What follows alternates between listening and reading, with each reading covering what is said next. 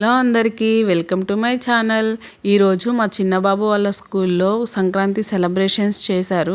మా చిన్నబాబుని స్కూల్కి పంపించి వద్దామని నేను వెళ్ళాను. కానీ స్కూల్ దగ్గరికి వెళ్ళిన తర్వాత వాడు ఏడ్చాడు. అమ్మ నువ్వు కూడా నాతో పాటు ఇక్కడే ఉండమ్మా అని అడిగాడు. సరే కాసేపు ఉందామని నేను కూడా అక్కడే ఉన్నాను. పిల్లలందరూ కలర్ఫుల్ డ్రెస్లలో వచ్చారు స్కూల్కి. భలే మంచిగా రెడీ అయ్యి వచ్చారు. ఇంకా డెకరేషన్స్ బాగా చేశారు. కలర్ఫుల్ ముగ్గులు వేశారు. పిల్లలు ఎవరిష్టం వచ్చినట్టు వాళ్ళు బాగా ఎంజాయ్ చేస్తున్నారు. ఇంకా సౌండ్ బాక్సెస్లో సాంగ్స్ ప్లే చేస్తుంటే ఎవరికి ఇష్టం వచ్చిన దగ్గర వాళ్ళు డ్యాన్సెస్ వేసుకుంటున్నారు. మా చిన్నోడైతే నేను ఎక్కడ వెళ్ళిపోతానా అని నన్నే చూసుకుంటూ ఉంటున్నాడు ఎక్కడికి వెళ్ళకుండా. నర్సరీ క్లాస్ పిల్లల్ని ఫోటో దింపడానికి అందరు పిల్లల్ని ఎక్కడెక్కడ ఉన్నారా అని వాళ్ళ టీచర్స్ వెతుక్కొని మరీ తీసుకొని వస్తున్నారు.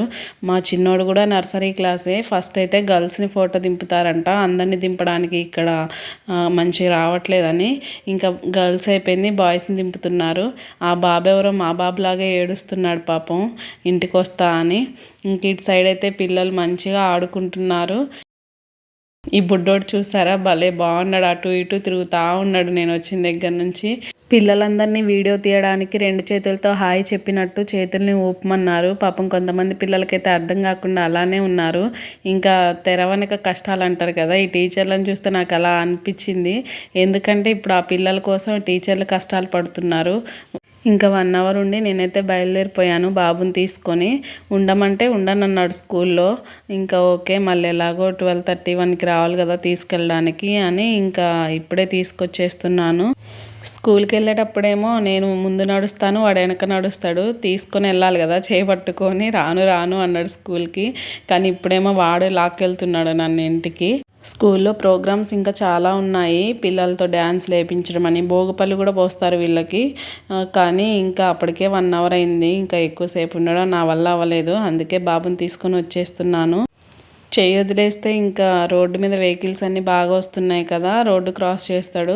అందుకే గట్టిగా పట్టుకున్నాను. ఇంకా రోడ్డు అయితే క్రాస్ చేసేసాము. ఇక్కడ నుంచి కొంచెం దూరం వెళ్తే మా ఇల్లు వచ్చేస్తుంది.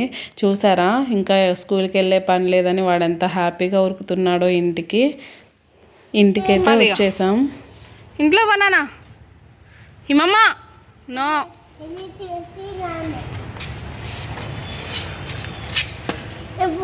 ఏమి ఇవ్వాలి?